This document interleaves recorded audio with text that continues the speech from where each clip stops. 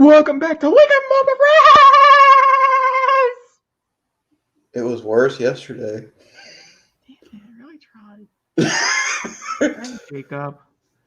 This is my brother. Hi. The We have a lot to disappointment. talk about. Yes, we do. We have a full stack of lists. So just to give you guys a little taste of what you guys could be listening to and or watching. Hello to all you guys podcast people. Very sorry I just keep What? shoving a whole bunch over to audio, but life And gets for all you busy. visual people, I hurt my thumb. Oh, he did hurt his thumb. He did, yeah. Sorry for all you audio people. Actually, I'm really not, but all right, so we're going to be covering The Boys as we need to wrap that series up in preparation for The Mandalorian starting.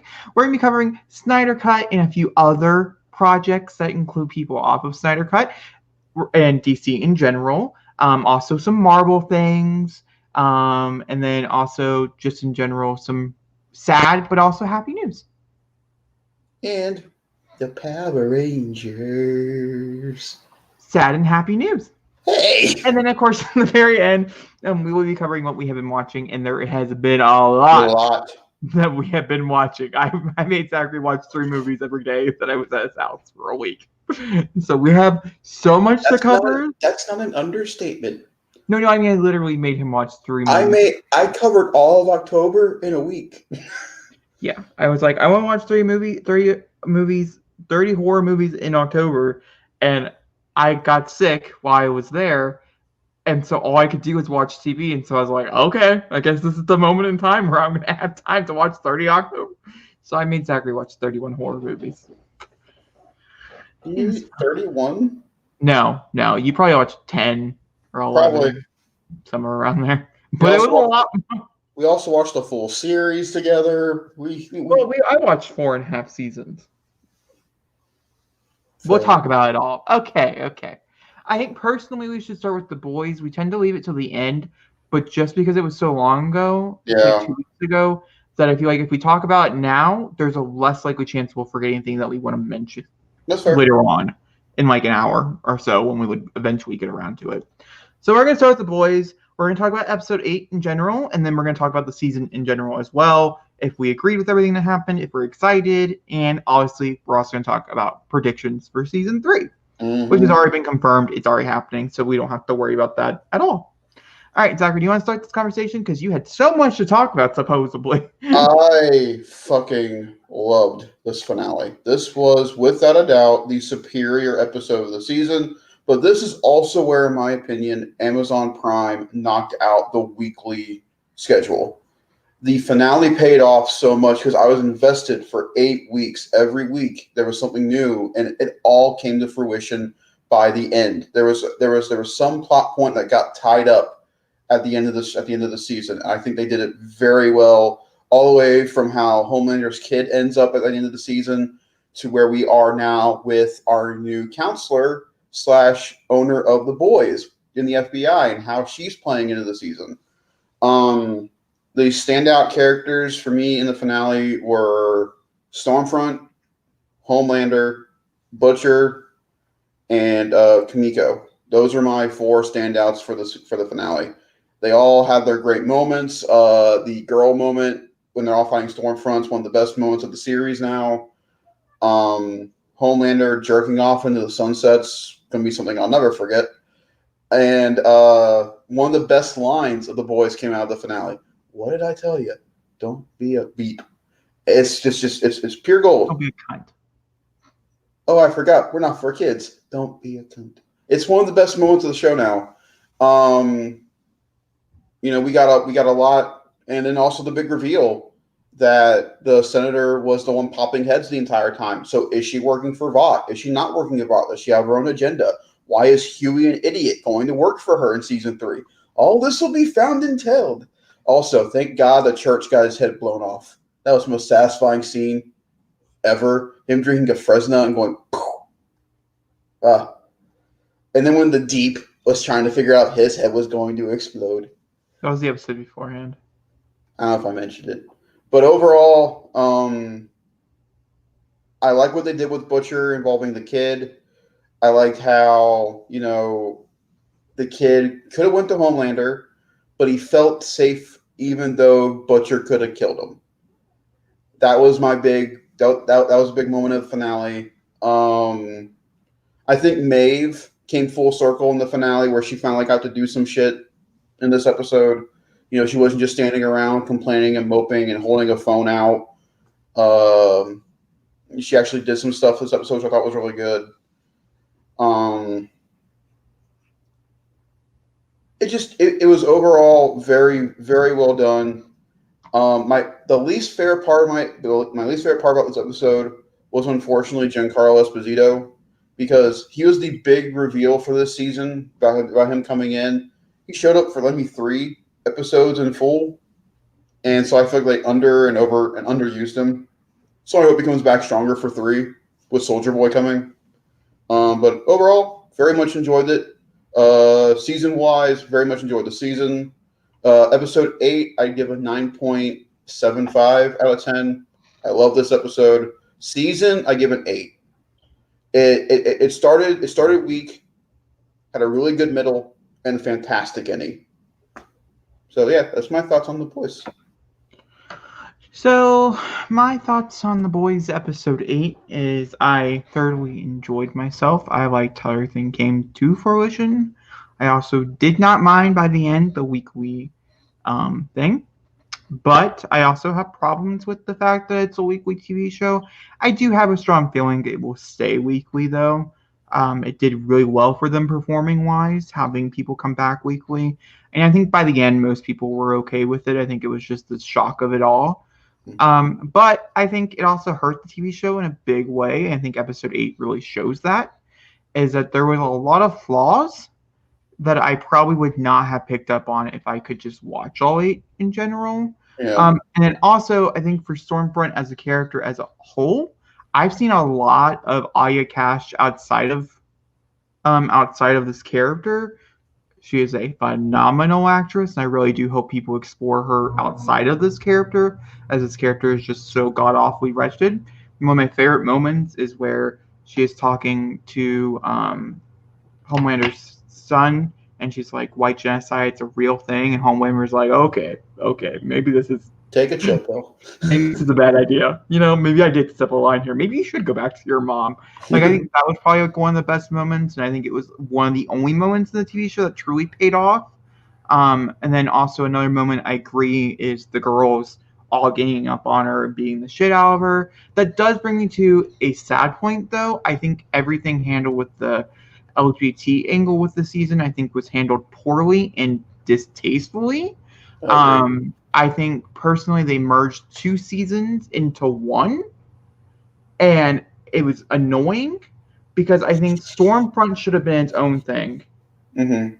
They should have explored it all on its own. We should have had flashbacks. We should have explored it like in full.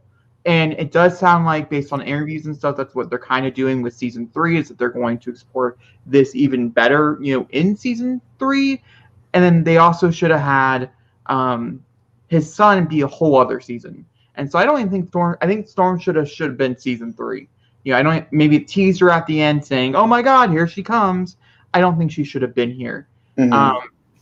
And I think that would have gave a lot more room to explore the LGBTQ, outing the character, doing all that fun stuff. I think that could have been better explored. Taking down Vought still could have been explored in a way. You did not need Storm from there to do that, but it could have been a nice underlining element. Mm-hmm. And so I think ultimately the TV show ended up hurting itself by tackling too many things. Yeah, it did. But I think, once again, I wouldn't have thought about it if I would have watched it all together, because then everything was just kind of ran together, Yeah. And I think Lamplighter would probably had more screen time. I think it would have been a bigger reveal. Stormfront did not need to be there. It didn't have to be connected in that way, or she could have showed up as like, who is that character type of thing. It didn't, you know what I mean? I just don't think it was well placed or well paced either, which made a lot of the ending things just not feel so like when Stormfront almost died, because we know she's not dead, that's been confirmed.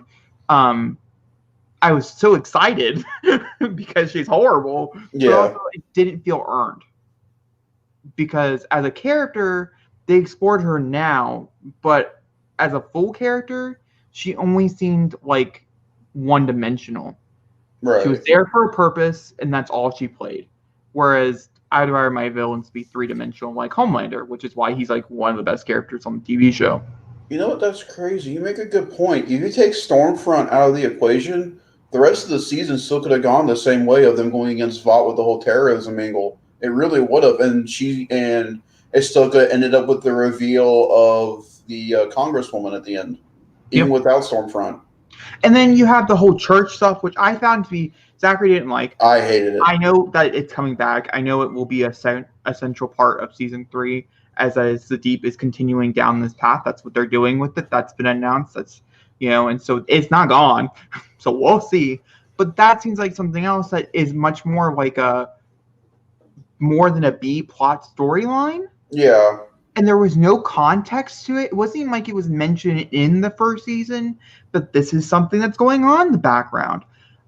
My biggest issue when it comes to the church stuff, it felt like it was more for jokes than for story plot. That was my biggest. I like when the boys have sublines that are funny, but they add to the season. Like you just said, all the church stuff this season added nothing. The entire payoff of that was for the world building, but that's about it. Because the entire plot line of that was to get the Deep back in the 7. That was the entire thing. And what happened? A-Train got back, but the Deep didn't. So I feel as though that was all not paid off at the end because he didn't get to go in. Honestly, though, I actually really liked how that all turned out. I quite enjoyed it. I feel really bad for Chase Crawford, though, as he is a great character and stuff. And I think I would be much more curious to see if they actually would just put him back in the Deep. I mean, if you look at the 7 in general, we're still one man down. Yeah. We'll see what happens. Soldier Boy is probably going to come in, which is going to add this whole other angle. And we're still going to be covering all these things that they mentioned. We don't have room for all of this. I personally feel like we need 2 extra episodes, maybe 11, maybe possibly 13. We need more episodes. 8 is just not enough for everything they want to tackle, in my personal opinion. Or they need to be longer. Make them 8-hour-and-a-half movies. That's fine with me. I don't care. See, and that's where I would agree with you because I just got done. We're going to talk about what we've been watching. I just got done watching Watchmen. 9 episodes, hour long each. They were able to get all of their main subplots and storylines done, and it all made sense. I feel like if The Boys wasn't, if The Boys was a little bit longer, I think it could do a lot better. Same thing with the show we're going to cover next week, Mandalorian.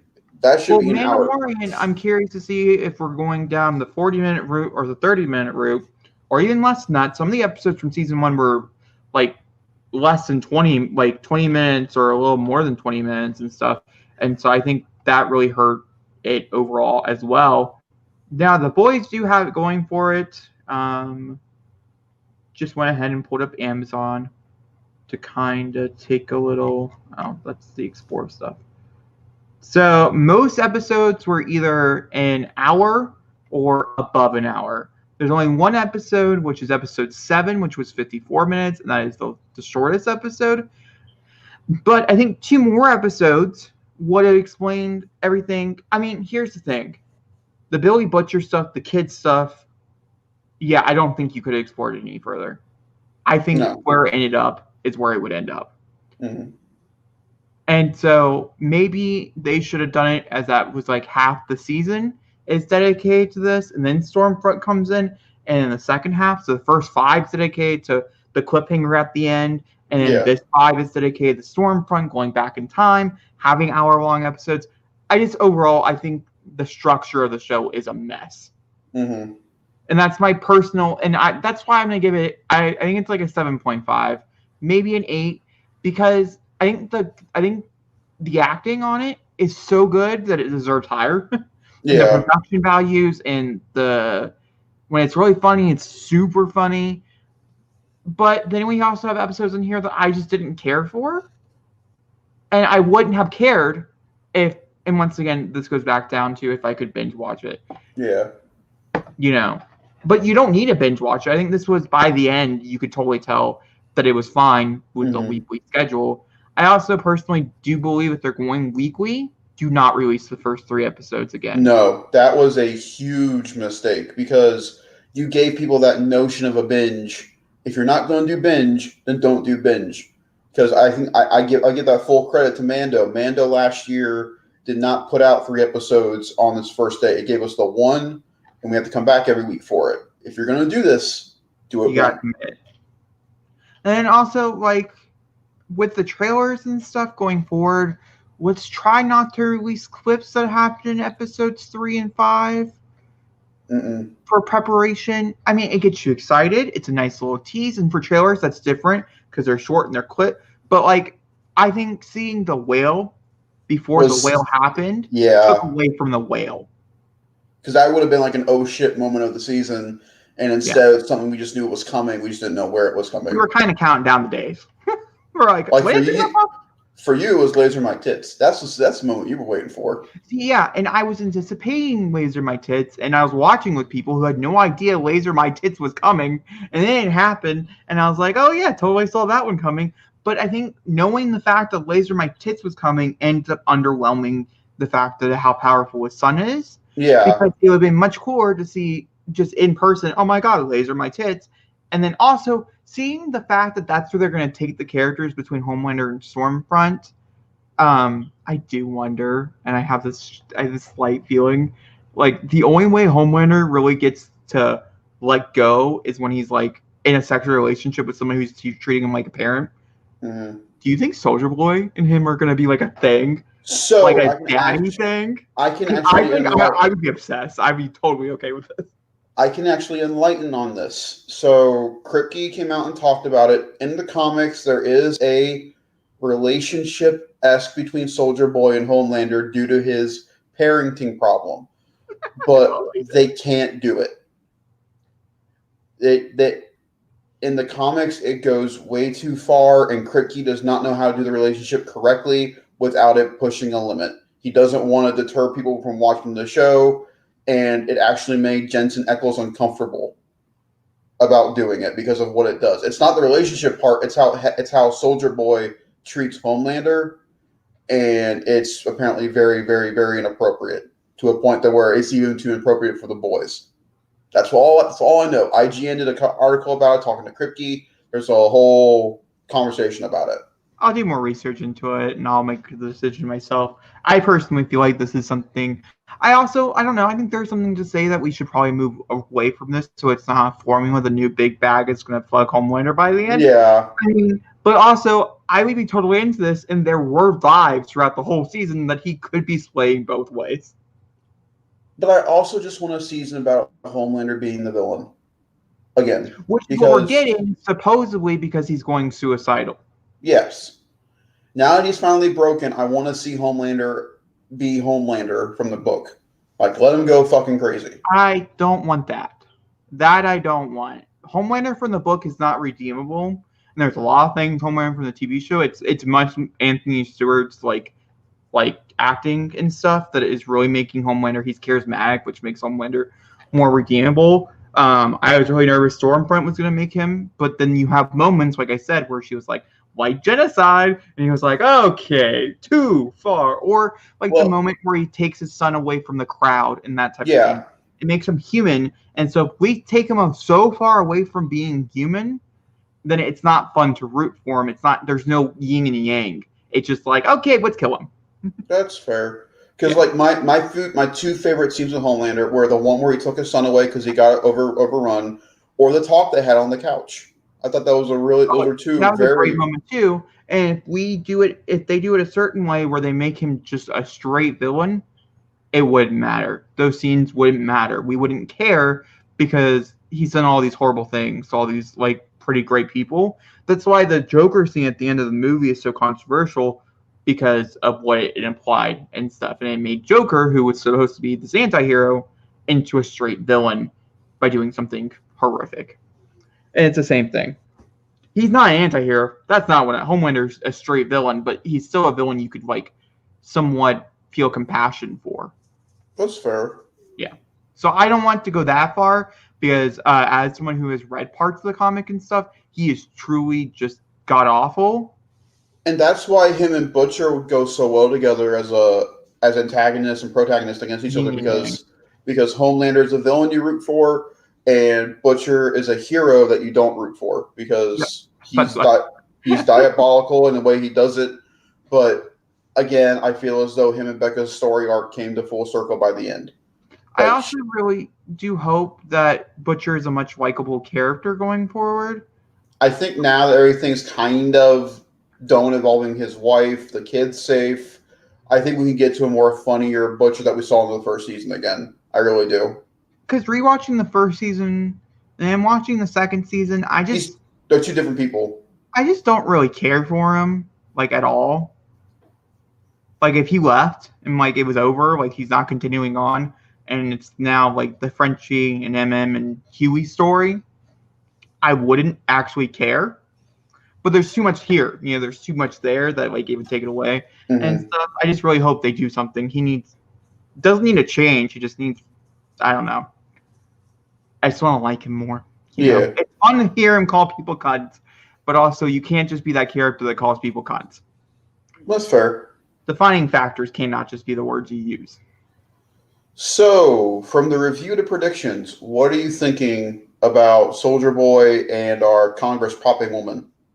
Congress popping woman, I still very strongly believe, just like I told you, she is part of VOT, because Stan Edgar is everywhere, and I strongly believe that's the case here. Still, get her into government, get her against what she is. It's a great play. I would be really mad if they didn't go down the route, as I think it would be a missed opportunity in that case. It also puts Huey in a horrible situation again, and we just love awkward Huey, so like that's also very exciting. Also, the fact that Huey could be Butcher's boss, it's kind of funny, which would be great and very comical, and I would love to see Huey take on a role like that because they hinted at it in this season, and actually seeing it and seeing he would fail, I think would be fascinating. I'd be very excited to hear that.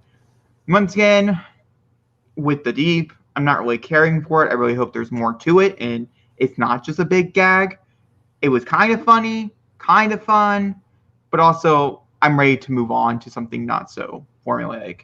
I like the fact that like I said before, I really enjoy Starlight and Huey together. I really liked Starlight's whole entire arc this season. I thought it was phenomenal, handled very well, very much like that.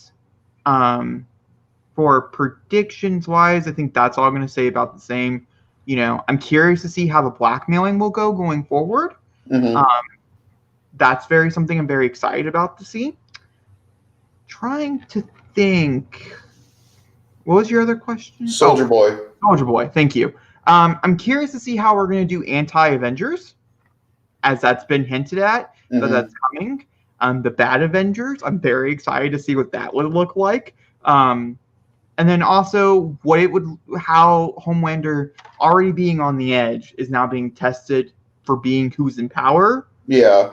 I think will also be a very fascinating thing to see. Like how homicidal is he going to get because he's just so overwhelmed, which is also, once again, I think something sad, and I think they could do something more with it as well. For me, it's definitely Soldier Boy, and I'm looking forward to going back in the past and figuring out how they made him and all that kind of stuff. What I'm curious about is this whole anti-Avenger idea that Kripke has, because Soldier Boy is basically Captain America and Homelander is Superman. So it's going to be like, what if Captain America came to Justice League and said, "This is my team now. You sit in a corner." And I'm curious. People. And so, I mean, you're basically replacing one with the other, who's ideally the same person, except I feel as though Homelander's image was made after Soldier Boy, so now they're getting the original concept of his idea. And I'm curious to see a robotic Stormfront, see if she comes back and doesn't even make big plays at all. But the character I want to see more from and do some more deets is Stan. Because now Soldier Boy's coming in. Now I know that was Stan's plan from the beginning, was to bring this character in. I want to know what he's going to be doing. Because I feel as though the Stormfront Stan Edgar side of the plan was really put to the side. I want to see Soldier Boy and Stan have conversations like, okay, so what have you known so far? What have you got? That kind of stuff. The other big thing is I want to learn more about Butcher's brother. They kept teasing him this season. We now know the Black Noir took away one of the effects they could have done with his brother. So I'm curious if they're going to switch it around, and maybe a Soldier Boy is a clone, maybe. No, of his brother. I don't know. His brother, they might actually just make him dead. I don't know. See, but here's the thing. So that brings up a great point here. There's two people who they talk about constantly that obviously need to show up here soon. His brother. Yeah. They talk about him like every other episode. Where is Lenny? Let's talk about him. I want to know what happened. And also Huey's mom. Yeah. You don't go on a huge monologue about her if she's not around the corner. So I would not be surprised if she is somewhere inside this whole thing. I'm not sure how, but I would not be surprised. And yes or no, over or under 50% Sigourney Weaver plays his mom? I really hope under. You don't like her? No, it's just another. It's a typecast. I want something more imaginative. I think she fit well. She played that role like 12 times already. Let's try to get somebody else who's. Yeah, but to see Sigourney Weaver stand head to head against Homelander would be dope. No, I personally think his actual mom should play his mom. Ooh. She's not working. I mean, it's not like she's out there doing things. Who's his mom? Oh my gosh, I cannot think of her name. Jack Quaid. I don't want his dad a part of this. I don't like his dad. Who, Dennis Quaid? I don't like him. Do not care for him. But Meg Ryan. Oh! I think would be really interesting and really, really cool to bring in. Ooh, you got my attention now.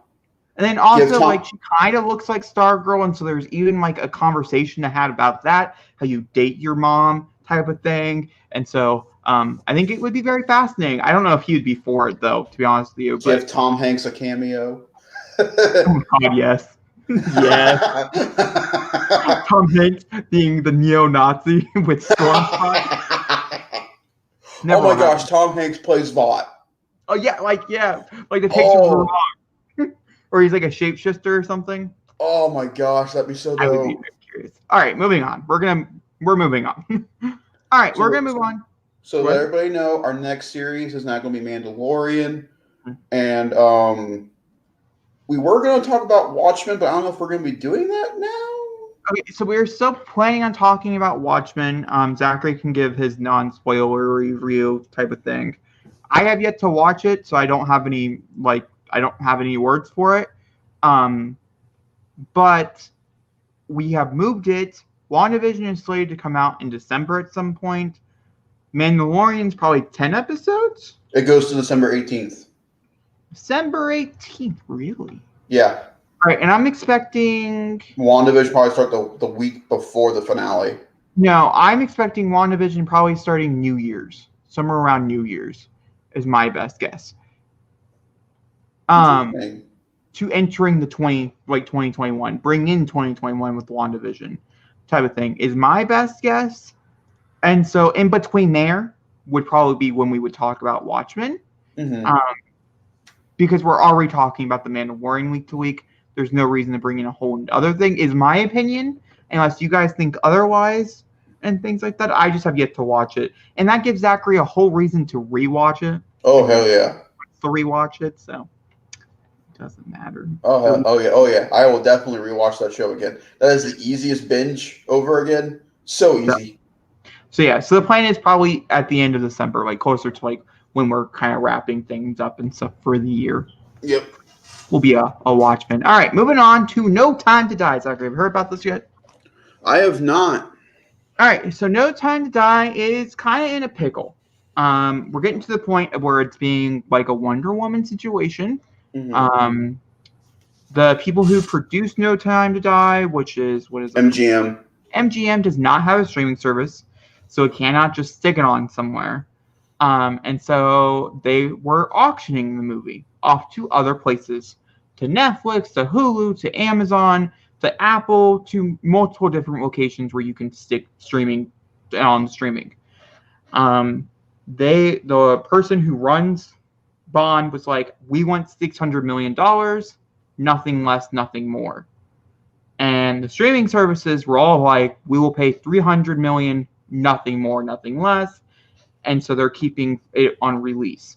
Since it was already talked about a little bit earlier this year to putting it onto PVOD to buying it for $30 or renting it for $20 to $25, which will be the most expensive one. I personally feel like we're in kind of like a resurgence right now of people being broke because of the pandemic and being laid off. I think it's a horrible answer. Yeah. Now, logically, the $600 million ends up actually being the right price for this type of movie, as that's probably what it would expectably make if it would debut in theaters. Yeah. And if they would have paid it out for $300, they would be selling them short because it's a lot like Tenet. And right now, Tenet is sitting at about $350 million, and so they could probably make more releasing it theatrically anyway. Yeah. So they held it. It was a whole thing because it could have been the next movie. The biggest person who was entering would be Apple, Apple TV. The only problem with Apple TV, which I think a lot of people have talked about, is that not a lot of people have Apple TV because we have Android users out in the world, and we also have Apple users. I mean, it's a mixed bag here. Android, Apple, And yeah, so obviously it didn't happen. It's still going to be released. The plan is to release it in April or May of next year. I can't remember. April. And so that's the debacle. What do you feel about it? Would you? So if I was MGM, to be completely honest, I would have taken the 300 deal. I would have gone to either Amazon or I would have gone to Hulu. I would have gone to Netflix. I think Netflix would have been too broad of an idea. I think Amazon or Hulu would have sounded better. If they went to Apple, I would have been severely pissed. Simply because Apple is keeping that app so close to the chest and not letting any other like major platforms use it on their TVs or anything like that. You have to have an Apple TV thing or a deal or something with it. PlayStation is going to be the first system in the new year to have Apple TV as an app on their system. PlayStation will be the first one to do it. And so I'm like, that's great, but no one can buy a PlayStation 5. So that kind of sucks for that too. So I really think Amazon would have been the better case because you see those Bond movies on Prime regularly. So seeing a Bond movie again on there would have been fine. But I completely agree with you with the radical update in cases now of us, specifically our states, Ohio and Kentucky, potentially going back into lockdown again. 25 for a rental is kind of steep. 30 for a buy is completely fine. We did it for Mulan. You can do it for any other film that's currently right now for buying. So $30 for a buy is I think is reasonable. $20 for a rental. It should be 20. There should not be an extra 5 on that. And I really think they should. I think Wonder Woman should. I think No Time to Die should. They should both. I don't think Black Widow should. I think Black Widow still got a chance to do something. But No Time to Die and Wonder Woman especially should do a PVOD simultaneous release with theater if they're going to do it that way. Because it makes logistical sense. They know they're not going to get the money back that they need for these films. I think Wonder Woman, there is something to say about that. I think Wonder Woman, would be, there's still no word if it's going to move again. I still think if it does move, I think February is probably like the best place to move it. I still think that's a good month for it. So, it's only a few months away from its original release date, so people are not like angsty about being moved to June, which I think would be ridiculous. It'd be absolutely stupid if they moved to June. It'd be horrible. But and so I think February is a great month to move it. They have a movie already there for Valentine's Day. It's really romantic. It looks really romantic of a movie. It makes sense logically. But I think for No Time to Die, I find it very fascinating that MGM was trying to auction this off. Just for the simple fact that this is the movie that's going to carry if MGM can even make more movies or not. Which is probably why they're like $600 or $600 million or more, or nothing less. I don't know. I don't think that they need to release it on PVOD simultaneously. We'll see what the new year looks like. We're really hoping 2021 is not going to be the same as 2020. So here's what I'm taking away from all this. It's more about them trying to sell it off. In fact, they're selling it off in general. Because if that's the case, then MGM must be looking either at maybe Type 11 bankruptcy going into 2021, or if No Time to Die doesn't make money, they're going to have to foreclose, which means that's why I haven't heard about any new Bonds being casted yet. I wonder if No Time to Die might end. Well, here's the thing: if MGM does go under, they'll sell it. They will sell Bond. But who would take Bond though? Some other company. I'm not really sure. I'd say Warner Brothers would probably be the best bet, or Sony. I think that'd be the only way Christopher Nolan could have directed a Bond movie is if Warner Brothers had it. I mean, Warner Brothers has directed 12 Bond movies before this, even though they weren't Bond movies. I mean, I think Warner Brothers would probably be the best bet to take it. I think it'd be a nice home for it, and they could do it well. I mean, it's not going to be Sony could take it. So, like, that was my other option. It was like Sony and stuff, but I don't want it that close to the mouse. I'd rather have it with Warner Brothers. Yeah. Just because you never know. Because originally I would probably have said Fox. Fox would have been a great home for it. Fox would have been an absolute perfect home for it. Because Fox Searchlight doing Bond would have been great. And plus, Fox, yeah. Not like Fox Search, just like Fox in general. Fox Searchlight is much more for smaller films. Because Fox did the Girl with the Dragon Tattoo remake with Daniel Craig, so they already had that established connection. Man, that sucks. We're never going to seek a sequel to that now because Disney bought Fox. Oh, yeah, that's definitely dead. That's DOA. Sean. That sucks. Alrighty, we are going to move on to the next. I found that to be very fascinating and stuff. And, you guys know this. You've been around for a long time. I am obsessed with the business of Hollywood. Oh, yeah. It's like one of my favorite things to just in general. It's just like one of my favorite things. So that's part of the reason why I really wanted to talk about it. Speaking of, can I get into Hollywood business now? Oh, sure. I want to talk about Power Rangers, if that's okay. Oh, yep, that's fine. Ignore what pop up on the screen.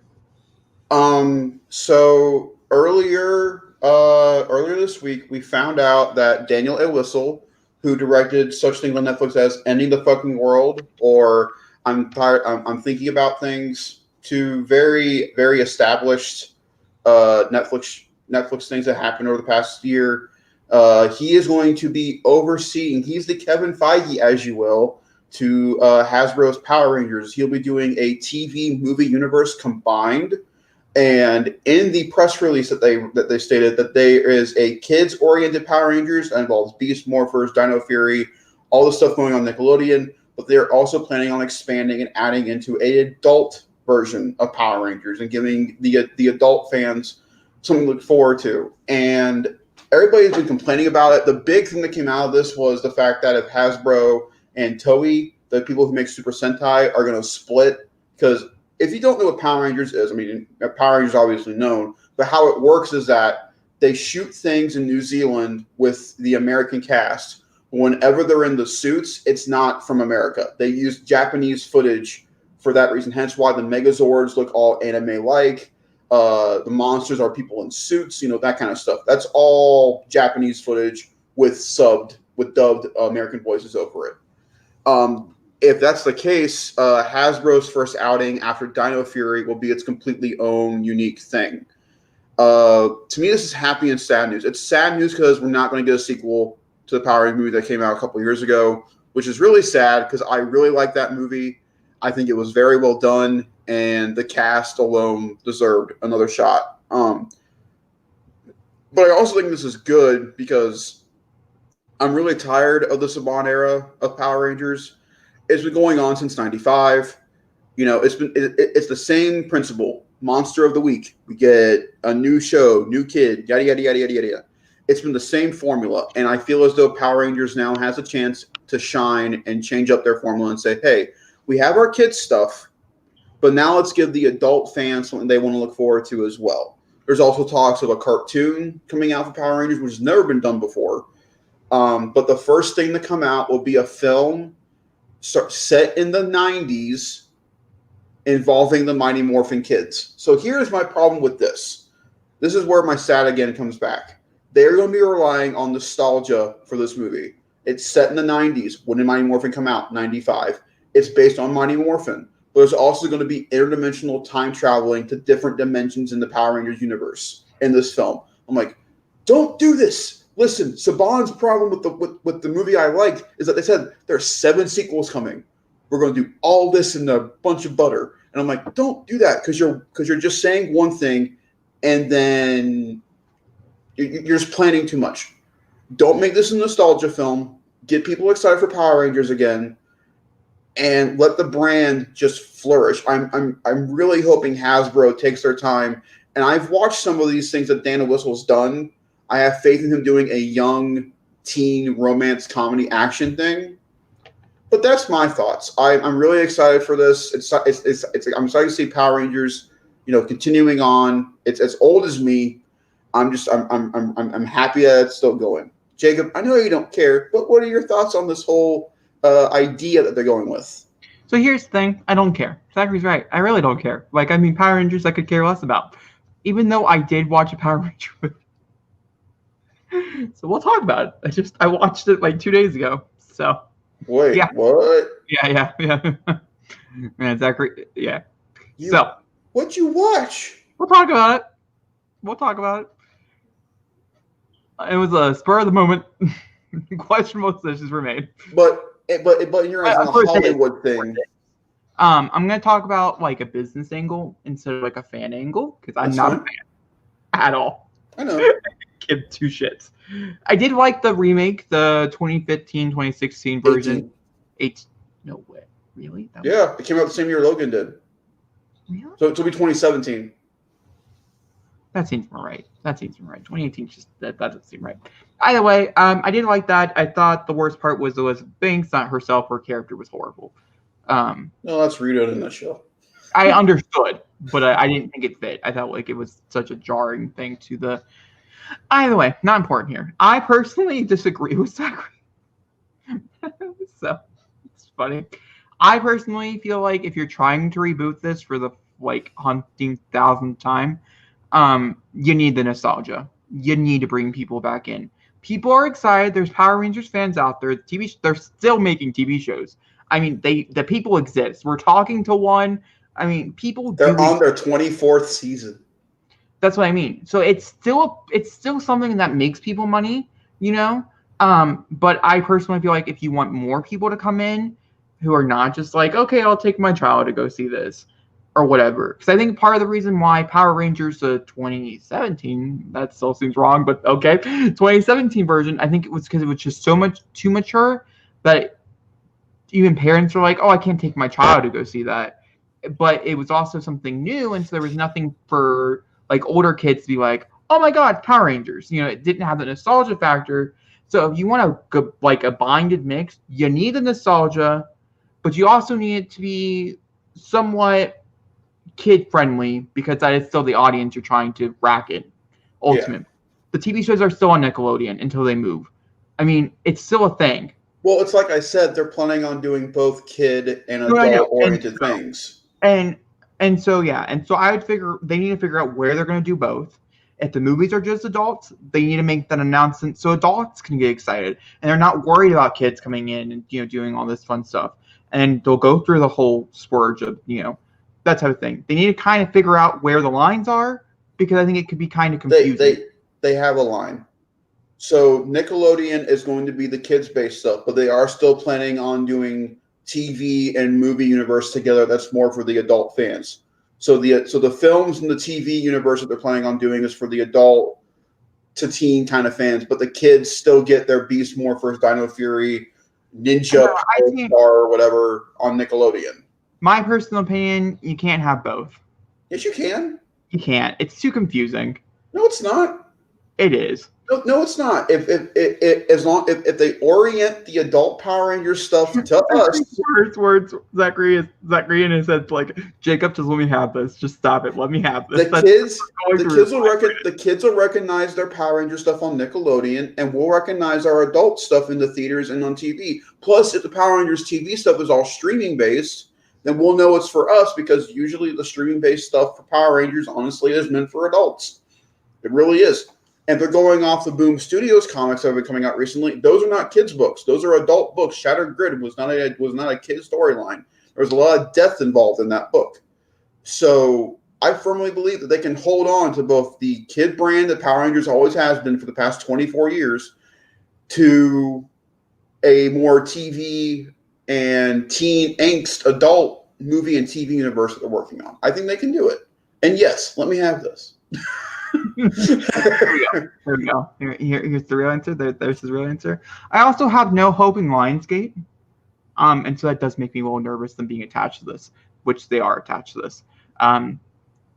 They've done well in past, but also, like I said, Power Rangers, the only problem with Power Rangers is that it's just so associated with children. I mean, it is just so grained in people's mind that that's a child's thing. I think they have to, if they're going to make adult stuff, they can't pull back any punches. No, I think the problem with the PG-13 version that they released was the fact that it both felt like a kid's movie, but it also had the angst and the adultness, the matureness of an adult film. They need to figure out how to just make it like adult. What's crazy to me is that if you actually go over and watch some of the Super Sentais that they've done for Japan, they're not kids. They're not kid-friendly whatsoever. Gabu Ranger, the Ninja Storm one, is all about demons sucking in children's souls. That's what I mean. They need things like this. They need to get rid of characters that we love and we adore, but because they're too associated with children, they need to bring in things that will inspire fear or something like that. They need to make it more adult. Whatever it might be, it could be a huge change, but that's the only way I can truly see this going forward in a good way. And that's why the whole split with Toei is making a lot more sense of it actually happening, because Hasbro wants to get away from using the same old stuff every year and do something by themselves and show, hey, look, we can do this without having to need that footage from Japan.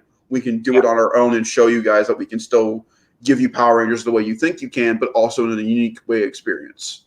Like, I mean, for instance, if they go down more the fan film that came out a few years ago. Which is good. Which is phenomenal. I mean, I liked it. I don't like Power Rangers. It's so good. If they go more down like that route and things, I think that would be much more fascinating than anything else they could go down. I think the biggest thing I can tell people to go watch is that fan film, but there's also a short that was released before Shattered Grid started, the comic book, that has Jason David Frank as Lord Draken talking about killing all the Power Rangers from the past, present, and future. I can tell anybody, go watch that, and that's the kind of vision Hasbro has going forward. It's called Shattered Grid. It's a short before the comic came out. It's so well done, and it gets you waiting for a darker version of Power Rangers, which is what I want. I want a darker, more mature story, and I think keep going with Mighty Morphin. That's the problem. Mighty Morphin is so associated with kids. And Rita, Goldar, the Zords, all that. I feel like you need to take elements from things that are nostalgic. Yes. You need to figure it out, how you can take elements from it without actually doing it. Like, I don't know, maybe bring back an actor from there, maybe an actor or something, and bring them into this new world where it's like still a direct line to something that we are like, oh my God, look at that. Not me, but that group. Where it's like, oh my God, I know that person. I'm so excited. And now they're in this like whole new thing because it's so much more intense or whatever. Yeah. It still brings the nostalgia factor, and you're still hitting the audience target that you're wanting, which is Zachary. And I think I just said what they could do with that. Jason David Frank, who plays Tommy in the MMPR universe, bring him in as Lord Draken and do a Shattered Grid universe with movies and TV. It'd be awesome. But the two seasons I go to when it comes to mature Power Rangers, honestly, is Wild Force and Time Force. Those two seasons deal with very adult, dark, mature themes about life, death, your own way of life, how you fit into society. It deals with that because it deals with mutants and orcs and how they interact with humanity and how they are treated. They're both beautifully done seasons, and they deal with these dark materials and dark stories, and it's still kid friendly. But the adult fans at the time go, okay, that's awesome because that's not kid, that's mature. And again, Shattered Grid is a perfect way to do that. And plus, Time Force and Wild Force are very integrated in Shattered Grid. So So like I said, there's ways to work around this. I just think, don't just jump on it. Take time to think about it. And I'm also curious of why Dan picked this as his next project, because it is his project now. He is full blown a part of it. Have you seen anything he's done on Netflix? You mean Jonathan and Jonathan Entwistle? Yeah. Yeah, I've seen both the things. Do you think he fits Power Rangers? No. No. there's not a part of me that thinks he fits Power Rangers at all. Like, not a soul. The only thing I can say could be like a good thing out of it, Sophia Lillis might be in it. Oh yeah, she might be a Ranger, full through. I mean, it's a possibility. So I definitely would watch it if she was a part of it. So, I mean. So going from heroes in spandex to heroes wearing really tight plaid shirts and rings. All right, Jake. Talk about really tight shirts. I don't really think that's true, Zachary, but we can talk about it if that's what you want. All right, Jake. I asked you earlier. This is actually doing very well with fans. Some fans are divided. Some fans love it. Some fans hate it. As Grace Greenwald said, are you a Uncharted stance? I mean, Tom Holland stance, or an Uncharted fan, or can you be both? Jacob, I'm guessing you're the latter half. So here's the thing. Can we talk about? Here's the thing. Okay. Yeah. Now seeing him in costume, even though it does look like in costume, it just looks like he is going to a very excellent Halloween party. But there's a few things here I think automatically I critique. The shirt needs to be tucked in. I know it seems like it's nothing, but it is something. It needs to be tucked in, okay? The necklace looks fine. He does look like Mark Wahlberg. And so now it just makes me nervous that they're going to turn Mark Wahlberg into his dad instead of like a faux dad. And like, if that's something that they're doing and that's the reason why they casted him, oh my God, you would never have met a more pissed off fan in your life. So it does make me extremely nervous, but he does look more Nathan Drake there than he has at all. Like, I mean, that does not scream Nathan Drake to me. Mm-hmm. This does kind of scream Nathan Drake to me, but also screams I'm Nathan Drake as cosplay. What'd you think of the picture of him and the guy who plays it's right here, Noah North. Yeah. It's fine. How pissed would you be if North didn't have a cameo? Oh my God. I would give him honestly, personally, I'd give him Sully. Oh man. That'd be cool. But we can't have that, Jacob, because Mark Wahlberg's playing Sully in Uncharted. Fucking started the fact that Mark Wahlberg's playing Sully. Ultimately, this movie's going to be shit because Mark Wahlberg is playing Sully. And I'm not saying Mark Wahlberg is a horrible actor. Okay, watch what's happening, and maybe you can question me on that statement. But I'm telling you guys, the grass is going to get us. That's not Mark Wahlberg. Mark Wahlberg. Like, I think here's the thing. I personally, and I think it would have been really cool too, is sure we can go with Tom Holland. He is a studio name. It makes sense. I mean, we get what we get, you know? Go for an unknown with Sully? No, Harrison Ford. Oh, you know he how wouldn't have done it. No, he wouldn't have because it's too close to freaking Indiana Jones, but they're not making those. He says he makes it, but is he really going to make it? No, he's not. So go do this because you can make this. Or because he's younger, and yet I don't. Okay. From a picture standpoint, since we're judging this on a picture, okay, I think the picture looks fine. Objectively, there's a lot of things I don't like about this. But also objectively, I think it's fine. I want to see what the gun looks like. The gun? Not there. A little pissed off about it. I think outfit-wise, I mean, Nathan Drake, that's what Nathan Drake wears. I mean, they kind of fuck it up because his shirt's not tucked in. Like, I mean, so they kind of actually messed up the only thing they could do right. So that does suck. Tom Holland's a great actor. So I'm sure his performance is going to be great. You know, I'm not worried about it. I also am not mad they race-bend Elena. I really liked the actress they chose for her. So that's also exciting. And stuff. So I'm not even mad they did that. I think a lot of people are pissed off about it, at least online I've seen it. She has yet to make her appearance in character, but... So let me ask you a question. The entire basis of this film was it was going to be a young Nathan Drake. Does this feel more like Drake's Fortune now over being a young Nathan Drake movie? Yes. And also, I think if they would have filmed it 5 years ago when Tom Holland was finally, like, right after he did Spider-Man Homecoming. That's the first one. Or after he made his appearance in, like, Civil War or something like that. Like, on the cusp of him becoming this, like, mega person that he was, then I would say young Nathan Drake. This does look like... Drake's Fortune? Drake's Fortune. And so Sully needs to be... Sully should not be Mark Wahlberg. Okay, I'm officially saying it. I got no problems with Tom Holland. He's going to be fine. I'm not happy with it. Actually, I'm beyond pissed with it. But I don't know if I want to support this movie just for the simple fact they made a fucking mistake with casting Mark Wahlberg. Now, let me ask you a question. Could that change when you see a picture of him? Nope. Or because when you he hear looks him? like fucking Mark Wahlberg. Here, let me type in set photos. I can show you what he looks like in this movie. Do you think a trailer is going to help this at all? Look at that. I have a question for you, Zachary. Does that scream Mark Wahlberg? That could also be a young Sully. Honestly, Jacob, if you told me that was Nathan Drake, I would have believed you. I know. And 10 years ago, I would say, yeah, okay, let him play Nathan Drake. Would you want him to play Nathan Drake, though?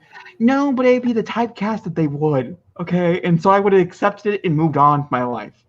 Does this make you wish Nathan Fillion was doing something with this movie now?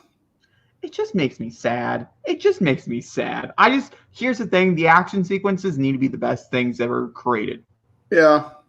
And if they're not, well, fuck them, and the movie should serve to die. I'm getting a sequel to Tomb Raider, and that was a great film. So I'll take what I can get.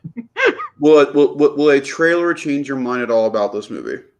I don't know. I really want to support it because I love Tom Holland so much, and I think he's so good in action films, but also like Mark Wahlberg. So here's my opinion on this picture. I don't really know if I want to hear you, but you can give it. I'm going to be honest. Sure. I think it's okay. I am not that big of an Uncharted fan. I love watching Jacob play the games. I'm not as associated with this as Jacob is. But literally number 4 is my favorite game of all time. I am going to be saying that, I think Grace I keep referring to her because I watched a lot of her videos this past week to get ready for our show this week. And she brought up some great points involving the fact that we have Tomb Raider, we have Jumanji, we have all these adventure-based looking for stuff films. What's Uncharted going to do to stand out from the rest? You get Mark Wahlberg, motherfucker. I'm kidding. I'm worried that it's going to feel the same as all those other movies I just mentioned of a person who is descendant from whatever, who goes to go find this item while being attacked by multiple people. That's what this is going to be. And to be frank, Harrison Ford did it first. Well, yes, Harrison Ford did it first, but then we wanted to play it as a video game. That's not exactly. But here's my thing when it comes to Uncharted. When it comes to most video game films, especially films that feel video games that feel like film, I watched you play Uncharted 4 all the way through. Uncharted 4 is my point. There's a thing they're going after. Yep, there it is. Uncharted 4 was a movie. I watched the movie with you while you played parts. So therefore, and that book looks like a video game book. It doesn't look real. I don't know. That's the best picture that came out of that entire thing. I think that's awesome. The fact that he has Nolan North's approval as Nathan. He also has my fucking god, I cannot think of his name. Troy Baker? Nope. The creator of The Last of Us. Can't think of his name. Oh. He started off on these. He wrote these. And he got his approval too? Yep. They were both on set with him. So that should give you kind of hope. If Nolan North, of all people, approves Tom Holland. I don't really know. You want to move on? I'm glad we talked about it. Yeah. That's my opinion. I've been curious all week to hear your thoughts about that picture. Well, I think you probably had guessed it before we talked about it, but that's no. Fine. I was actually going the opposite. I really thought you were going to like it because of how. Once again, I think the picture is fine. I mean, I think really the really big thing here is the fact it just seems like they don't really have anybody on set that is truly huge fans. That's fair. Because there's a lot of things about that picture that a lot of people complained about that if you actually had a fan there, like when they took that photo, it would have been fine. Mark Wahlberg obviously is the big factor about Uncharted. Mark Wahlberg, for me personally, I don't know about other people, but for me personally, is one of the worst casted movie characters I have ever seen. And there's been some pretty freaking horrible ones. What we might be talking about here in a minute. Huh? Like Mark Wahlberg in Transformers? Let me get this straight. You respect his roles in Transformers. I never said I respected his roles in Transformers. I'm just saying that they were fine. No, they weren't. They were better than The Happening. I'm telling you guys, the grass is going to get us. So Fast is ending. Can I talk about something else? Yeah, talk about what else makes you sad there, buddy. Actually, this comes as a shock. Do you believe it? I do. I do believe it. Because the original plan was only to do 10. But now they're doing 11. Now they're doing 11. I'm curious why they're doing 11. So again, do you believe it? I do. I do believe it. Vin Diesel has come out and talked about it, and he said that if they continue, the whole reason why he continued on is the legacy is slowly just going away from like what it originally was. And eventually it's not going to be anything he remembered. The whole reason why he wanted to move forward with them and stuff. For anybody who's curious, what about all the spin-offs? Since they have announced so many since, Fast 8 premiered. There was an article that came out that said that this is not the end of the Fast and Furious cinematic universe. It's just the end of the core storyline. It's the end of the core storyline, which I think could end up hurting it in the long run. Yeah.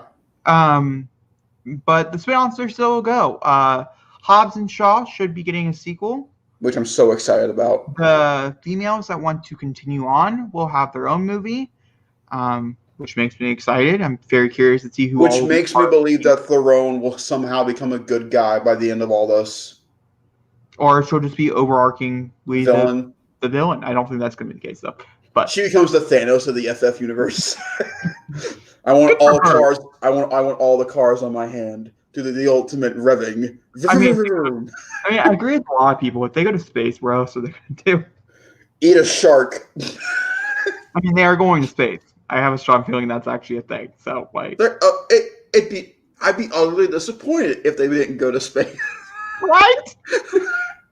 And I think we can just talk about that freely and fondly. Even let's say I think Fast 9 looks amazing. So F9 looks really good.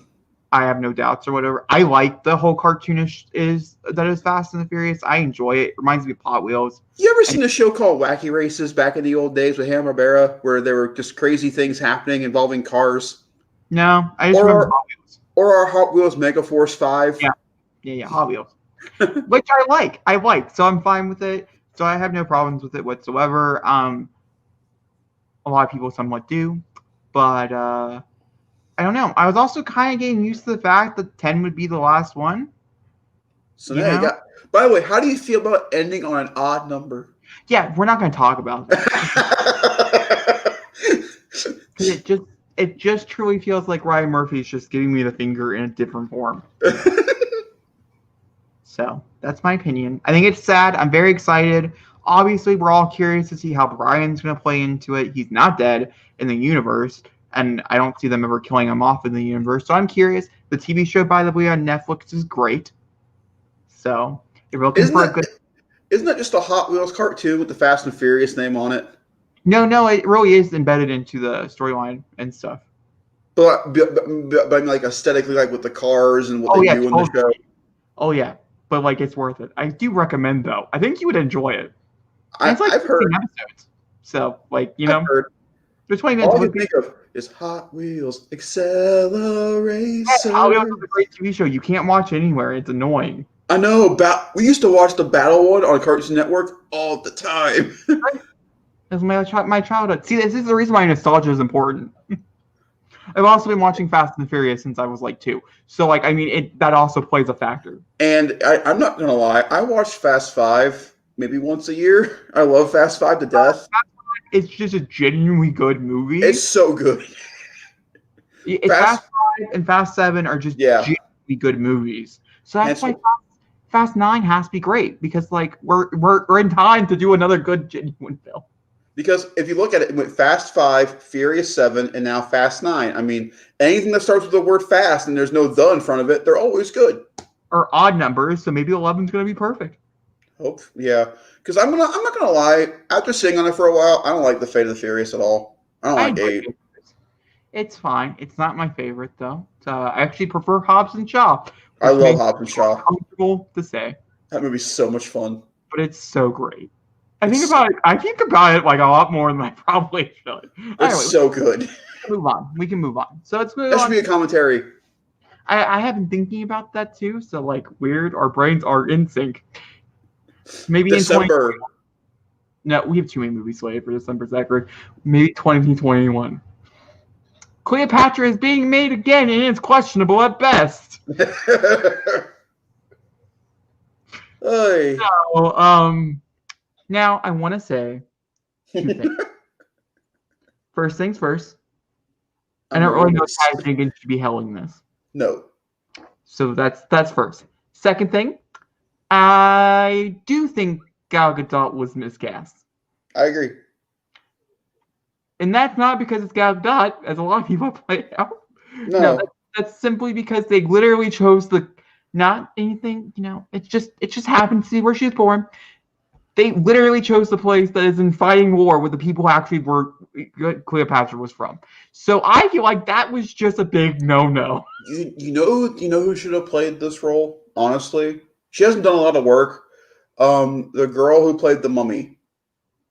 Oh yeah, totally agree. Great. She would have been fantastic because let's be honest, she already prepped for the role with the mummy.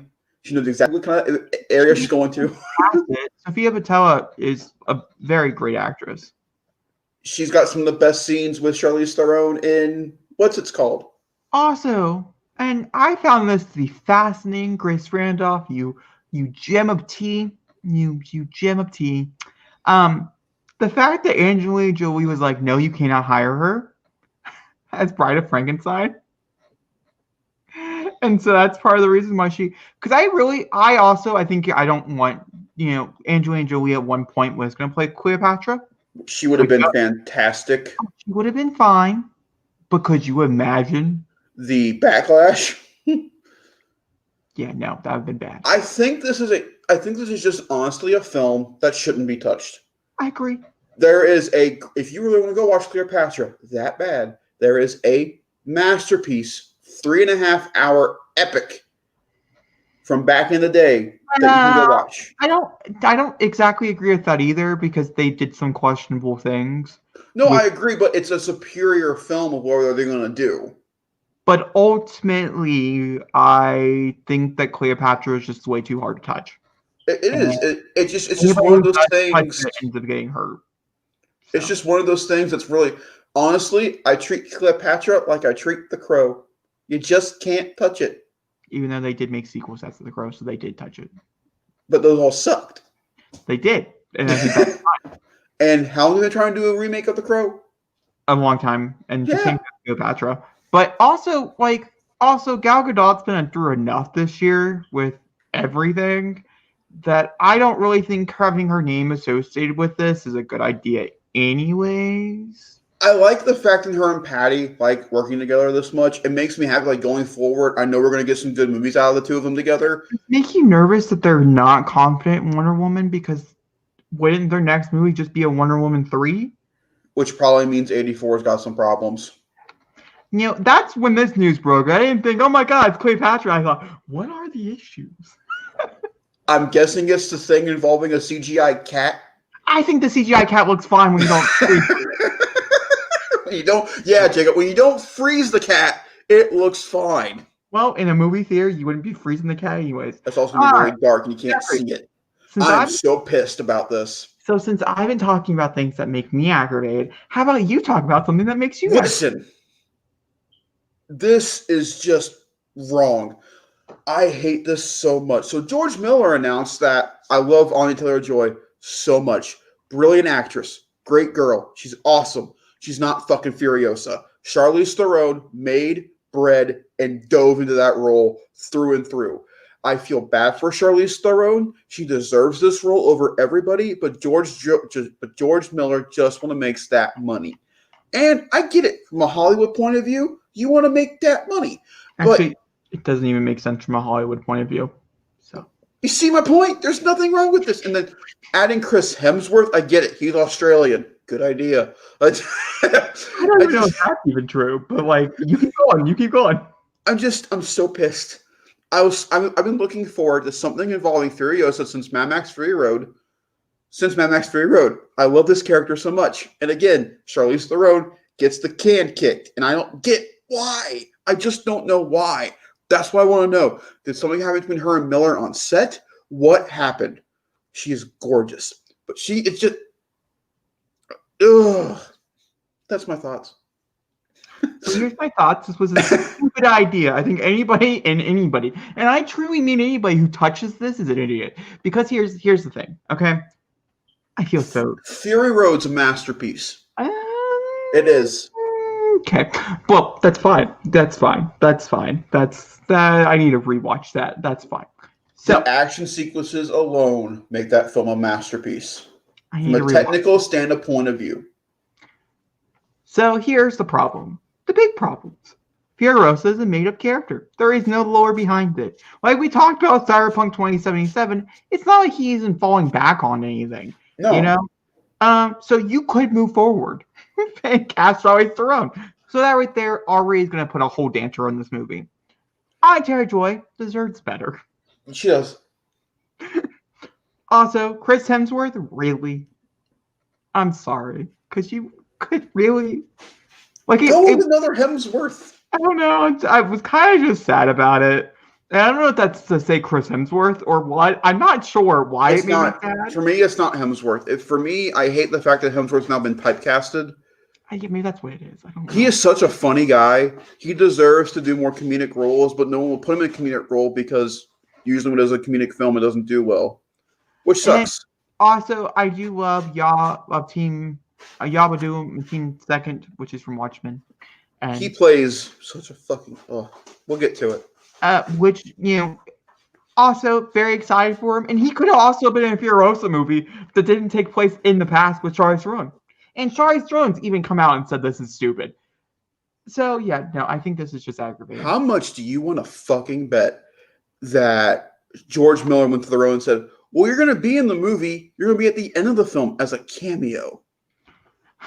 She'd have been like, yeah, fuck you.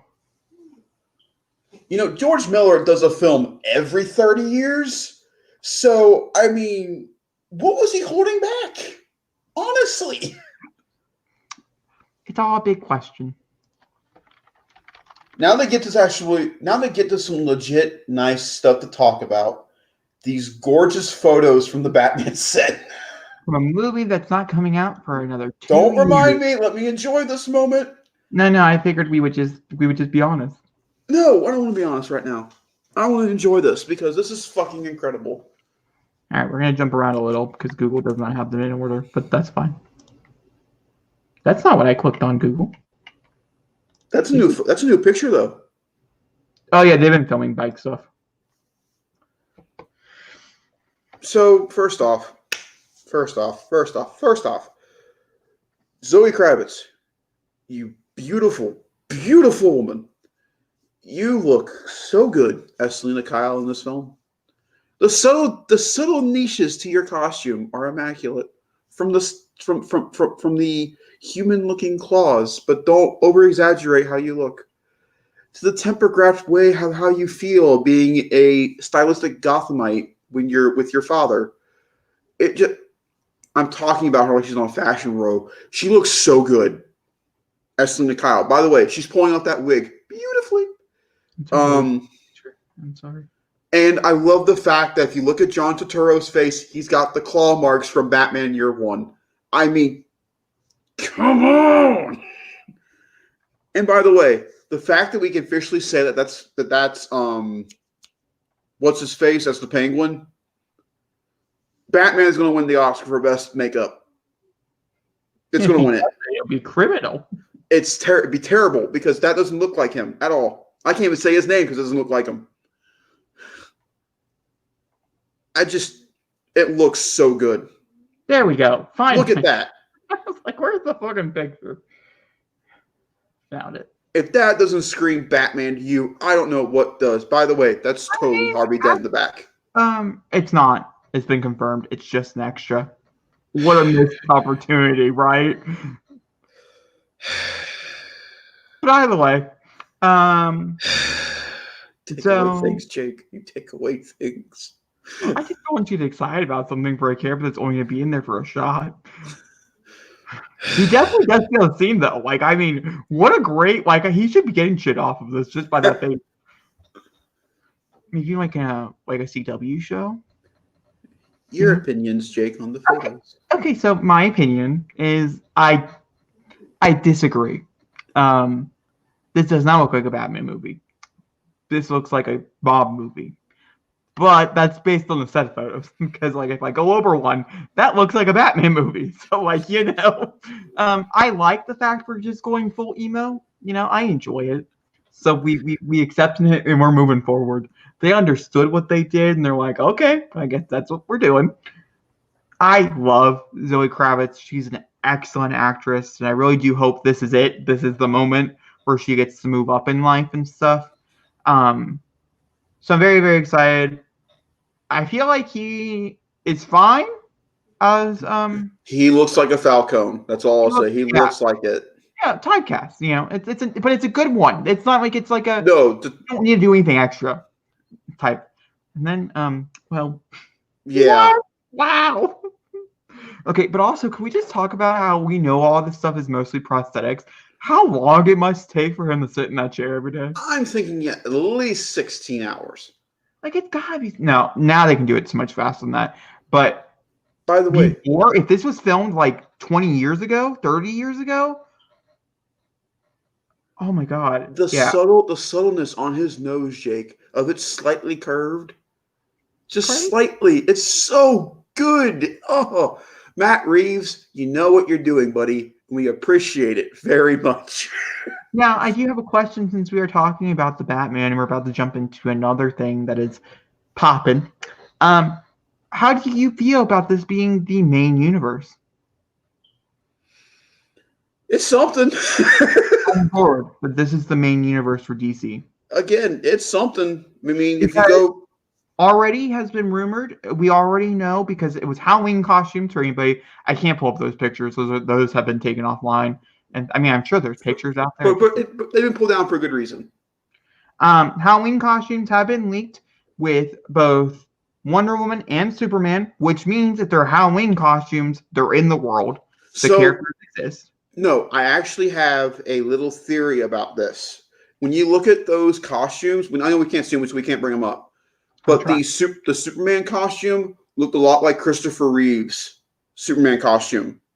The Wonder Woman costume looked a lot like Linda Carter's Wonder Woman outfit from the show. So I wonder if they're canonizing the fact that the Christopher Reeve Superman film happened in this universe and the Linda Carter's show happened. That's what I'm thinking. But it's cool that this is the main universe. I'm curious how they're going to tie in everything with it. But again, here's why I'm upset about it. Superman should be the film to start universes off when it comes to DC. He just should. Superman is the curator of DC. He is the forefather of DC. Yeah, he is the forefather of DC. Therefore, he deserves to start the universe. And so... I don't necessarily agree with that. That's just how I feel. That's fine. That's okay. I personally feel like Batman should be the starter, but that's fine. Also, put this in perspective, though, this is Batman's second year as being a caped vigilante. That means if that's the case, Superman, Wonder Woman, and all the other heroes have been around longer than him. And there is already a whole rumor that Joker will be showing up at some point during the film. End of the film, I'm guaranteeing it. As a quick cameo type of thing. And since we are moving over into the Snyder Cut right now, going away from this, Snyder Cut has been talked about time and time again that if it does continue, it will be continuing just on the small screen on HBO Max.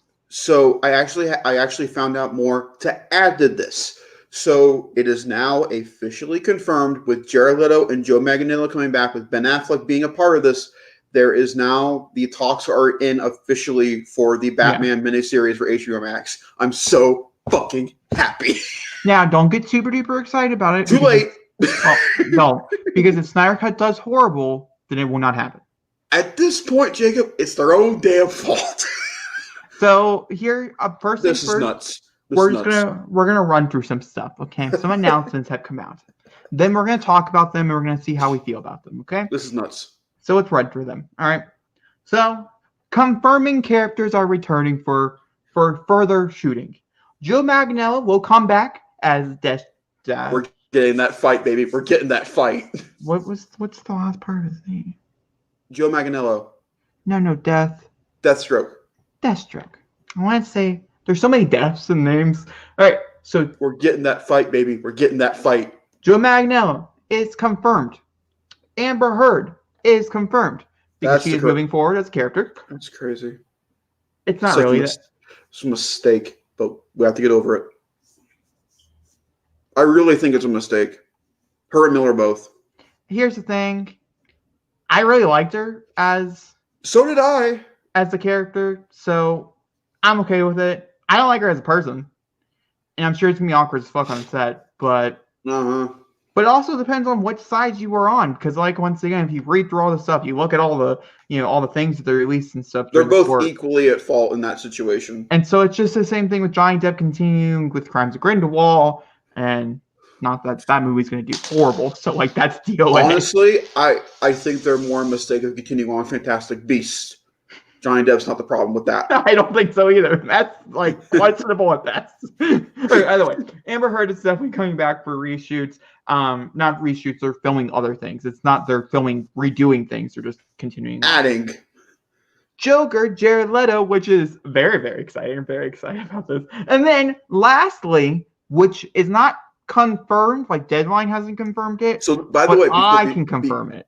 Before you say it, I don't know this one. I know the three, so he might blow my mind right now. Jacob? So, as originally predicted, a certain character was supposed to show up in this film. He was green. He holds a lantern. Now, a lot of people had asked, will it be the same character that betrayed him many, many years before? One would say, before even Man of Steel. And yes, the question would be yes. They are going to bring back Ryan Reynolds as Green Lantern. He is the person who's supposed to be where the cup scene is, which is what we guessed a long time ago in the Justice League trailer. Or Batman vs. Superman. I don't know. He was cut out one of them. So. Those are the 4 characters at the moment that have been confirmed to come back to do scenes. They could be short scenes. They could be in a movie for 10 seconds. Who knows how long they're going to extend them. But I'm very, very excited. I'm very excited. Listen. Listen. When people said that, people just said, well, release the Snyder Cut. It's done, right? This is clearly the case that it's not. This is just nuts. Apparently, they're adding an extra $70 million to this budget to finish the shooting, which is nuts.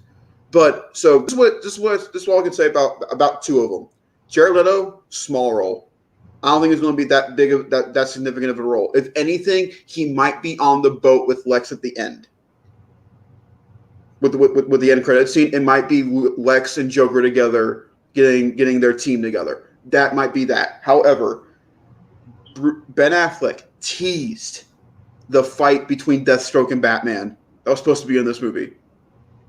He teased it. If we get Ben Affleck as Batman fighting Deathstroke in an epic one-on-one with the combat from BVS, I might shit myself.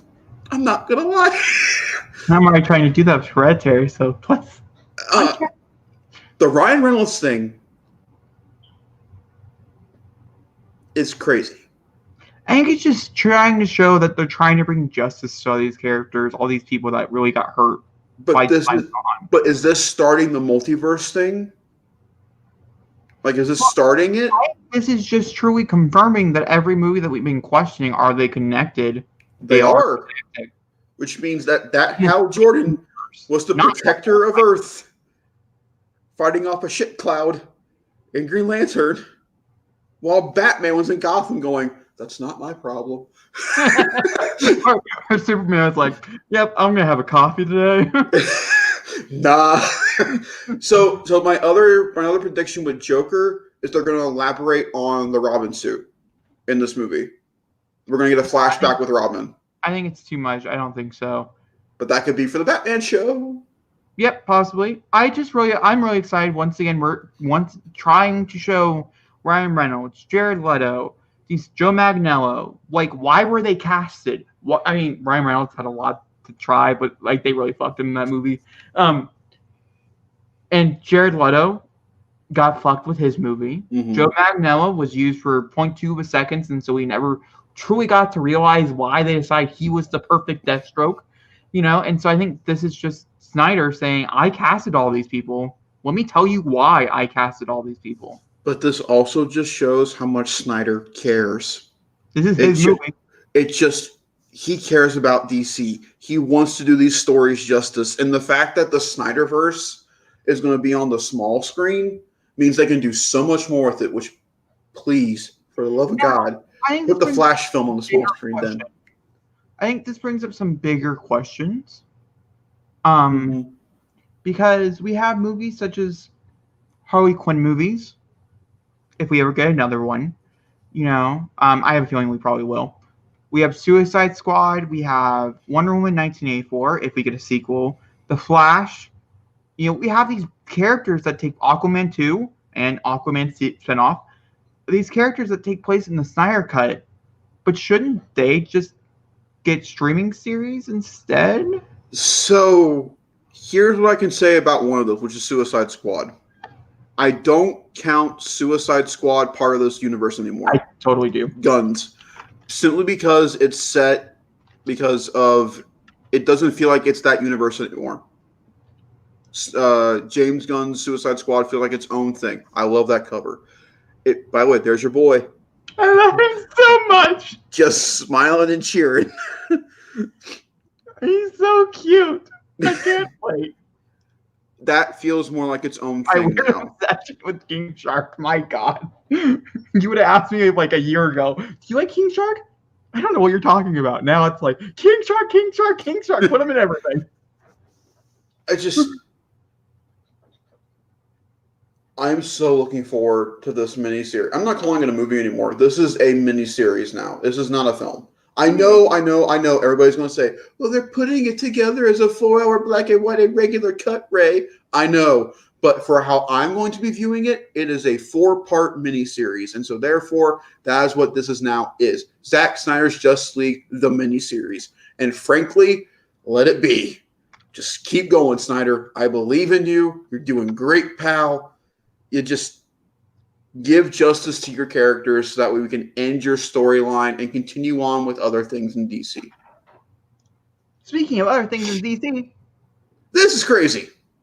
Let's talk about Static Shock. Zachary, do you remember Static Shock? Because once I saw an image, oh my God, so many things raced through my mind. I showed you the image. No, it wasn't that image. It was a different image, and it was like, oh my word, really? I remember Static Shock. He was part of the Justice League animated universe for the longest time. Batman used to, yeah. Static Shock. And the fact that Michael B. Jordan's producing this movie gets me very excited. People are guessing he'll look like. Really? That's the outfit they're going with? Okay. Yep.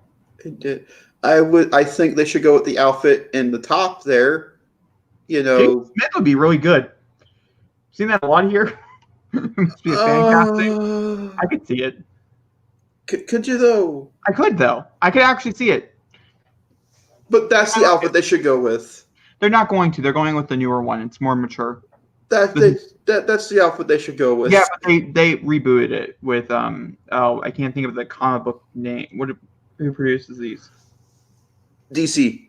No, Milestone. By the way, did you hear something really funny about DC Comics coming out? You mean the 2 months? Yeah. You are able to refund and get your money back on any of those comics that you buy. I personally think that with DC Universe going over into what DC Universe is going into, they personally really should make a subscription deal through that. But you heard what I said, though, right? I mean, yeah, you should be able to get your money back because it's going to cost like $400 to buy every comic that's a part of it. And if it's horrible, I should be getting my refund. This is the first time a mainstream comic company has done this. They're putting a lot of money into this series, and so. Well, if it does really well, there's certain characters that they're hoping will like their Batman that they're hiding. You know, that guy. Or I think Brazilian Wonder Woman, I think, will be a huge character.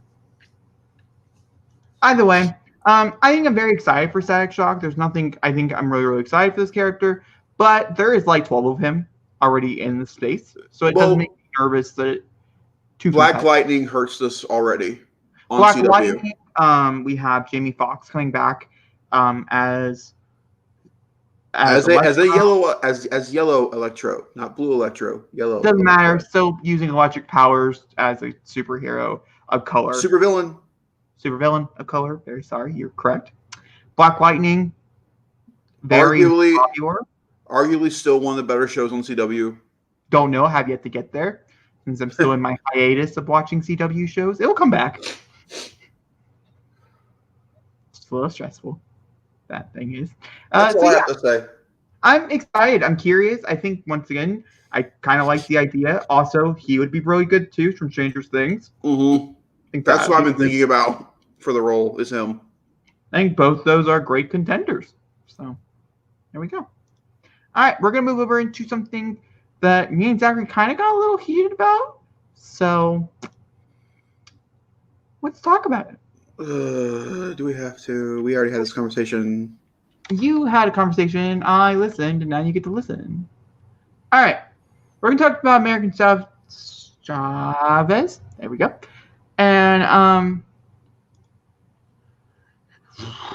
a little mixed on. No, you're right. We don't need to talk about it. Thank you. We'll talk about it when more information comes out. We're definitely not talking about. We're just not talking about right now. We will talk about when Doctor Strange 2 gets closer. No, we'll talk about when more Young Avengers are announced and characters are chosen. Then we'll circle back around to it, because I really hope that the thing we did talk about is just not the thing, and we're just not going to talk about it. Okay, what have you been watching? Jacob, what have we been watching? This term of "we" makes a lot more sense this time. Jacob, what did we watch, bud? Well, let's see here. We watched Schitt's Creek. Bought our eyes up to Schitt's Creek. I restarted Schitt's Creek. I actually want to ask. Now the show's done for both of us, I want a mini opinion on the show.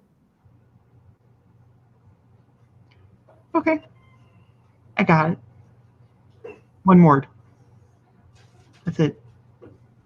Perfection. I completely and utterly agree. Let's see here. What else did I force Zachary to watch?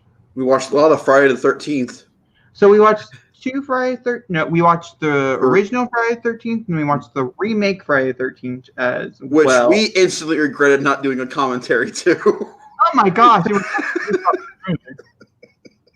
completely. By the way, do you want to tell viewers your little factoid you told me involving? It's fine.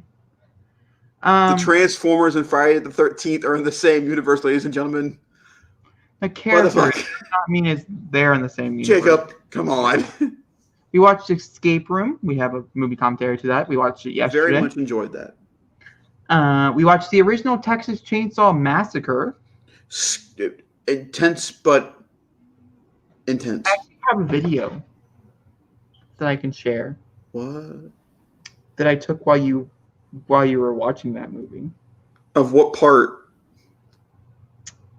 Oh no, did I delete it? I think I deleted it. Damn it.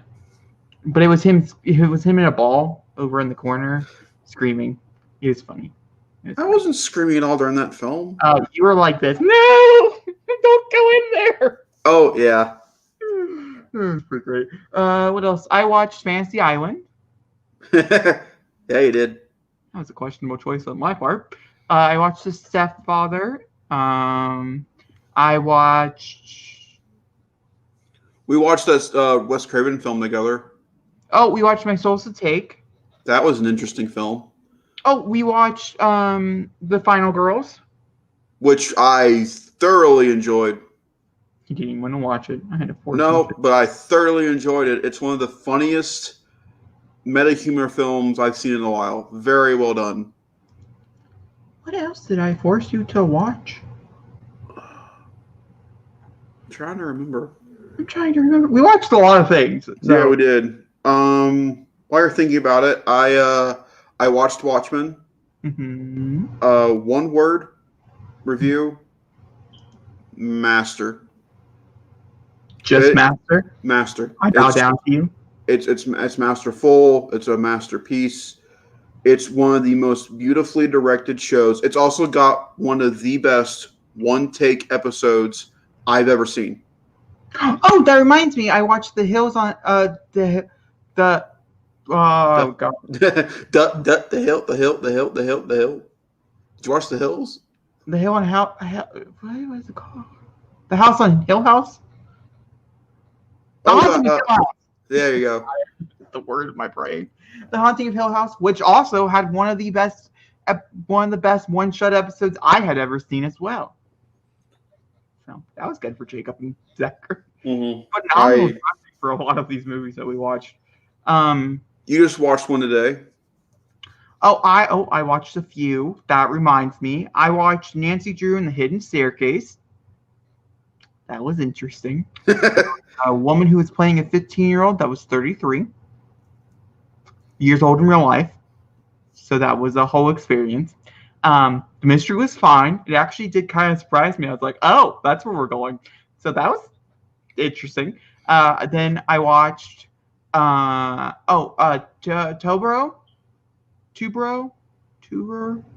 Power Rangers car driving. Power Rangers Turbo. Yeah, watched that one. You watched Turbo? It's on the one with the guy who holds the wizard key. It's on HBO Max. In case you're and they fight the demonic spirit at the end with Jason and Kimberly, who's underneath a trance at the end. And they have to save Jason from the falling hole. And they have the small kid playing the Blue Ranger. And for some odd reason, when they morph, he grows into a 6-foot tall man. That movie, of any Power Rangers film you can watch, including Mighty Morphin, the original Mighty Morphin film, you watched Turbo? Well, it was my favorite one from my childhood. Oh, Turbo is so bad. So I did watch it. I did think it was horrible. Oh. And it did ruin a lot of good childhood memories. Oh, so, Swedish Balkan Skull. It was questionable. So I watched that on a lonely night. I'm sorry. I also watched Emily in Paris since the last time I saw you. French people suck. You're with our dad now? In the TV show. I don't actually think in real life. I think it was just a really poor representation. Even though when I talk to certain people, they actually say it's quite accurate. So I don't actually know the real answer. If you're from France, how would you rate you? How would you rate you? What else did I watch? Oh, I watched To Build a Snowman. Oh, you did? And? Oh, it was great. Do I need to watch it now? Yeah, it's pretty great. It's only like 7 minutes long. You're not, I watched the opening clip of where he gets made. He goes, hello? Where am I and who am I? Yep. It's all about Olaf, trying to find Olaf, and Josh Gad is great Olaf when he can be. So. Is there a new song in there? No.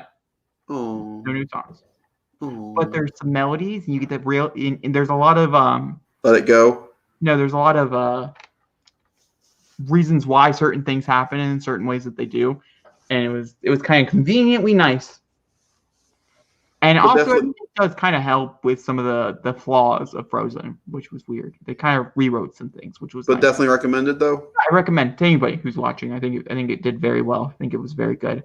Obviously, they released it because it was supposed to show in front of Soul, and Soul's not getting released anymore. So we got the short for free, just like Soul.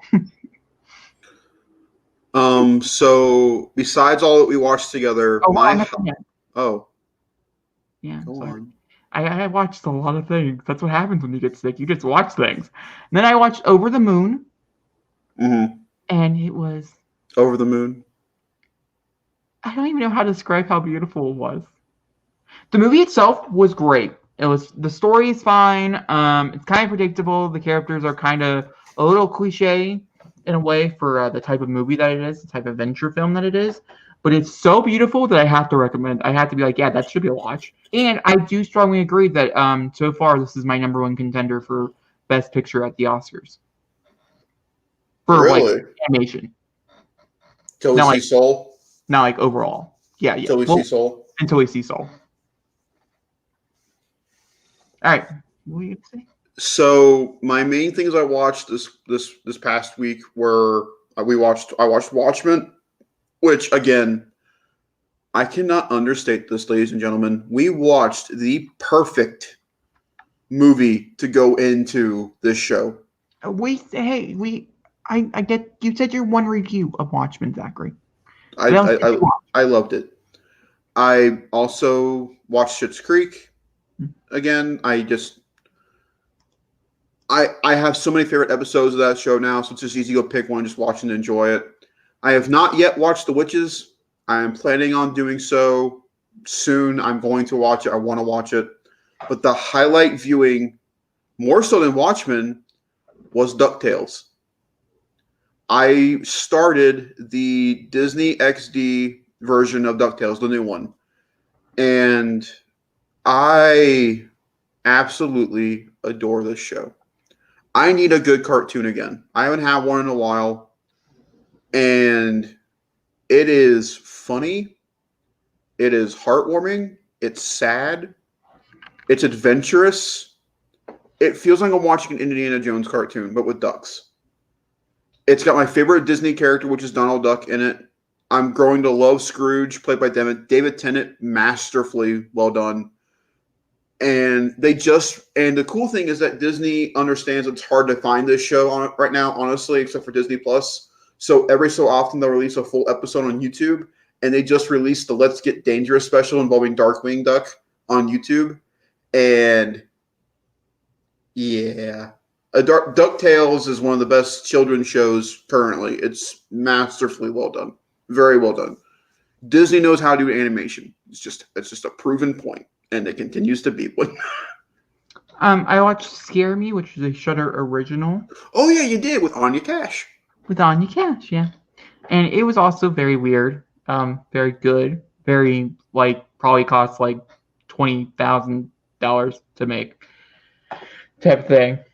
Very low budget, but also very well done as well. I quite enjoyed it. I do recommend it. It's a slow moving, and there really isn't any shock or awe moments either. So you're just really there for the acting, which is sublime. And then I also started You're the Worst. Ooh. And it has one of the most graphic for cable television sex scenes I've ever seen. So that's all I can really say about that. Then they truly are the worst. So it lived up to the title. And guys, I think that brings us to the end of this episode. Man, I really thought the Snyder Cut take more time, but we really just blew through it. Yeah, I'd say The Boys probably took the longest, which was part of the reason why I wanted to jam pack the beginning. All right, Zach, do you think? So hold on. Sorry, not part of it. Remembered. Movie commentaries. Let's go through them real fast. You just want to put this in my face again, don't you? So, I don't know when this is going up, but this weekend you can already put your reminder on. There is not a thumbnail. Trust me, I'm working on it. We're going to be watching Hereditary. Now, if you watched the movie commentary yesterday, I told you Zachary could pick any horror film for Halloween. We both agreed that was a horrible idea because if you met my brother, he's a scaredy cat at heart. No offense. None taken, probably. And so he told me I could pick any movie I wanted. And now, a lot of you guys who are horror fans are probably like, really? Hereditary out of everything? You don't get it. It's a good movie for Jacob. And so we're watching that. It's on Amazon Prime. I don't know where else. I think it's only on Amazon Prime. I think it's exclusively to Amazon Prime for streaming rights, but you could own it or something. So we're watching that on Halloween. Halloween is also the day that we move back an hour, which I totally forgot. So got that looking forward to, I guess, for you. Maybe. I don't know. So So yeah, that's next Saturday on Halloween, depending, it's ultimately the Saturday coming up. And then November, we have a tentative schedule, which we'll tell you guys in our next podcast of what it be. One movie you guys have recommended to us through movie commentaries, and then 2 that we're both really, really excited to watch. Oh yeah, I think honestly of the 2, I'm more excited to watch yours now. I am too. I'm also very curious to see how the one that you picked that is going to hold up. Yeah, because mine's based solely on mystery stuff, and with that film, it's gonna be kind of cool to follow the story now that I know about the movie. But yeah, I'm looking forward to it. And then we got a stacked December. December we're having 4, if not 5, because we've yet to pick a Christmas type film to watch. I kind of have one in mind. Well, we'll talk about it off camera. Zachary, go ahead and do your outro. As always, guys, make sure to follow us on Spotify or any other podcast you listen to. Make sure to like, rate, subscribe. Make sure to follow, rate, subscribe, comment, and subscribe to us over here on the YouTube channels. All that fun stuff. And we'll see you on Saturday for the end of my life. Zachary, do you have a song? Duh.